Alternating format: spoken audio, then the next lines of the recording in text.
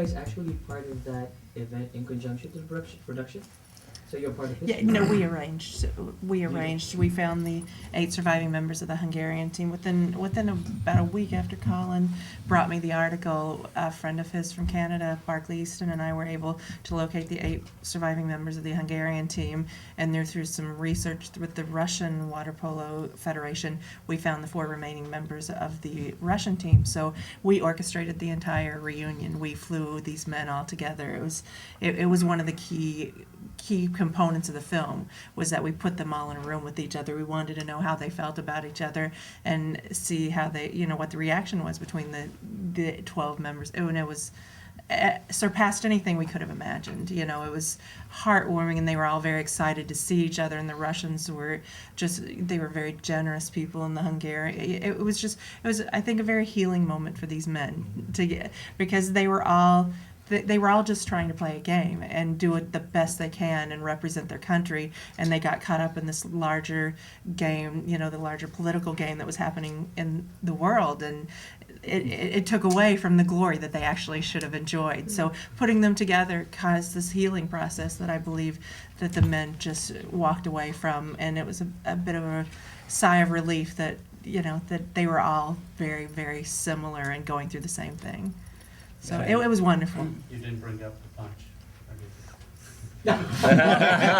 Oh yeah, was the punch served? No, he no. wasn't there. Yeah. Unfortunately, he had just had surgery, and actually, it's I think one of the things for us that we felt really honored to be a part of is that since the reunion moment, there's already been 2 members, one of each team, that has since died. The captain of the Russian team, who is just lovely, larger-than-life personality. He died in 2005, and we're very sad to announce that Raney, the goalie, the alternate goalie for the Hungarian team, he died this week. And I think that that's where we feel incredibly privileged, is that there's so many of the people that we talked with throughout the course of the documentary, filming the documentary, that they shared these very intimate stories with us, and for some of them it turned out to be the last time they were able to talk about these events in their lives. And I think Irvin summed up the power of that reunion when you said that you were talking about the Russian team being as much a victim of the circumstances as the Hungarian team was, because the truth of the matter is water polo is a tough sport. There's blood in the water in many water polo matches, but I think because this game was so politicized, that's why it became so significant. And I think it's also it shows how much humans can transcend the ideologies that often sort of entrap us. And I think that's what was very powerful about that moment, where these men who were all elite athletes were able to just reconnect as human beings again. The player didn't hit me because he was a communist and I was not. He was just ticked off, that's all.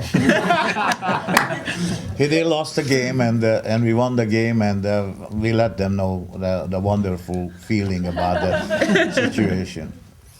About working as a producer. I think my favorite part is being able to start something from the very beginning and really needing to have a great deal of passion for something to continue it on through the end, because there's so many discouraging moments that can really lead you off the path of where your initial idea and your initial hope is. And if you are so inclined to walk off, it's very easy to do that. But if you really care about it, it's almost as if you can't go on living unless you succeed in trying to see it through, whether or not it's acknowledged.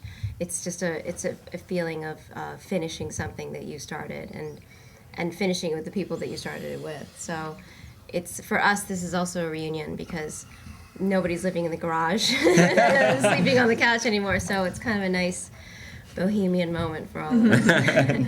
No more questions. I'd like Megan and Colin, if you want a final statement just about your film and why you want people to see it so badly. I do want to quickly say, unfortunately, our composer's not able to be here, but Les Hall, this is the first film he's ever composed, and he did a phenomenal job. I just want to give a quick shout out to him. It's a really incredible score. I hope you all get to hear it soon. And as you put this film behind you, what are your thoughts? I think it's just remarkable. The last 24 hours has been overwhelmingly amazing. The response last night at the premiere, having, like Lucy was saying, this reunion of our team, and then to be able to start sharing this remarkable story with the world that we just have been trying for 5 years to do this story justice. And I think we felt such responsibility to do this story justice because of the number of people who died in '56 and the impact it had on so many people's lives. But I hope what people will take away from it is that there is this legacy that comes from '56, that if you stand up and fight for what you believe in, you can change the world.